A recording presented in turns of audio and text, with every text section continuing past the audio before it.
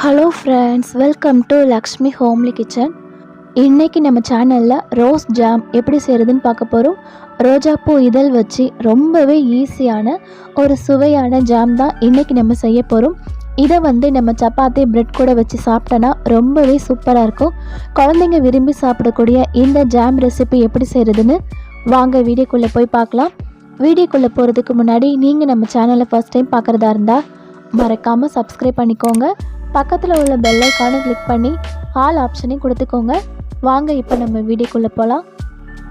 First நம்ம இந்த recipe செய்கிறதுக்கு பன்னீர் ரோஸ் எடுத்துக்கலாம்.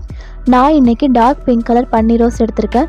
உங்களுக்கு லைட் பிங்க் கலர் கிடச்சா அதை கூட எடுத்துக்கலாம். இதோட இதழ்களை மட்டும் நம்ம தனியாக எடுத்துகிட்டு அதை நல்லா கழுவி சுத்தம் பண்ணதுக்கப்புறமா மிக்ஸி ஜாரில் சேர்த்துக்கலாம்.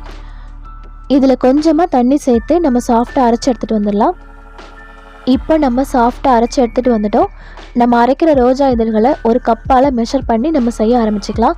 நான் இன்றைக்கி ஒரு கப் அளவுக்கு இதழ்களை அரைச்சி எடுத்திருக்கேன். இப்போ நம்ம செய்ய ஆரம்பிச்சிடலாம். அதுக்கு ஒரு கடாயில் ஒரு கப் அளவுக்கு சர்க்கரை எடுத்துக்கலாம். நமக்கு எந்த அளவுக்கு ரோஜா இதழ் இருக்கோ அந்த அளவுக்கு நம்ம சர்க்கரை எடுத்துக்கணும். ஒரு கப் அளவுக்கு சர்க்கரையை இப்போ நம்ம சேர்த்துக்கலாம். இது கூடவே ஒரு கப் அளவுக்கு தண்ணி சேர்த்துக்கோங்க. இது நல்லா கொதித்து ஃபஸ்ட்டு நமக்கு சர்க்கரை கரையட்டும். நமக்கு சர்க்கரை எல்லாமே கரைஞ்சதுக்கப்புறமா அரைச்சி வச்சுருக்க ரோஜா இதழ்களை சேர்த்துக்கலாம். இதை சேர்த்து நல்லா மிக்ஸ் பண்ணிவிட்டு மிதமான சூட்டில் நம்ம வேக வச்சு எடுத்துக்கலாம். நம்ம அப்போ கைவிடாமல் மிக்ஸ் பண்ணிகிட்டே இருக்கலாம். கொஞ்ச நேரம் நமக்கு அது மிதமான சூட்லேயே வெந்து வரட்டும். இது கூட ஒரு அரை ஸ்பூன் அளவுக்கு லெமன் ஜூஸாக நம்ம சேர்த்துக்கலாம். இதுவும் சேர்த்து நல்லா மிக்ஸ் பண்ணிக்கோங்க. இது நமக்கு சர்க்கரை பாகு ஆறுனதுக்கப்புறம் கூட கட்டியாகாமல் இருக்கும். இதை நம்ம கொஞ்ச நேரம் மிக்ஸ் பண்ணிகிட்டே இருந்தாலே போதும், நமக்கு நல்லா கட்டியாக ஆரம்பிச்சிடும்.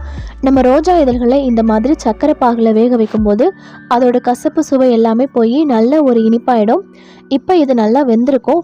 நமக்கு அந்த ஜாம் பதம் வர வரைக்கும் நல்லா மிக்ஸ் பண்ணிகிட்டே இருக்கலாம். இன்னும் கொஞ்சம் நமக்கு கட்டியாகட்டும். இப்போ நமக்கு நல்லா கட்டியாக ஆரம்பிச்சிருச்சு. ஜாம் பதம் வந்துருச்சு அப்படின்னு பார்க்குறதுக்காக நம்ம கொஞ்சமாக கைகளில் எடுத்து தேய்ச்சி பார்த்தாலே நமக்கு தெரிஞ்சிடும். அது ஒரு நல்ல ஒரு சாஃப்டான ஒரு ஜாம் பதத்துக்கு வந்திருக்கும். இப்போ நமக்கு கரெக்டான ஸ்டேஜில் இருக்குது. இப்போ நம்ம அடுப்பை ஆஃப் பண்ணிடலாம். அவ்வளவுதான், சுவையான ரோஸ் ஜாம் நமக்கு தயாராகிடுச்சு. இது செய்கிறது ரொம்பவே ஈஸி தான். கண்டிப்பாக இதே மெத்தடில் உங்கள் வீட்டில் நீங்கள் செஞ்சு பாருங்கள். செஞ்சு பார்த்துட்டு உங்களுக்கு இந்த ரெசிபி பிடிச்சிருக்கான்றதை மறக்காமல் என் கூட கமெண்டில் ஷேர் பண்ணுங்கள். இந்த வீடியோ பிடிச்சிருந்தா சேனலையும் சப்ஸ்கிரைப் பண்ணி சப்போர்ட் பண்ணுங்கள். Thank you friends.